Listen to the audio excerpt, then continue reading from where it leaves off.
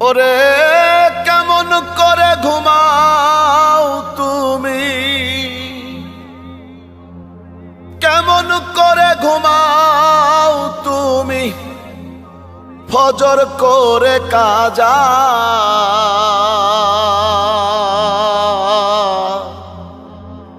এমনও তো হতে পারে জোহরে জানাজা তোমার, এমনও তো হতে পারে জোহরে জানাজা। মুসলিম হয় না জন্ম নিলেই মুসলমানের ঘরে, কাফের মুমিন তফাতটা হয় সালাতের উপরে। হে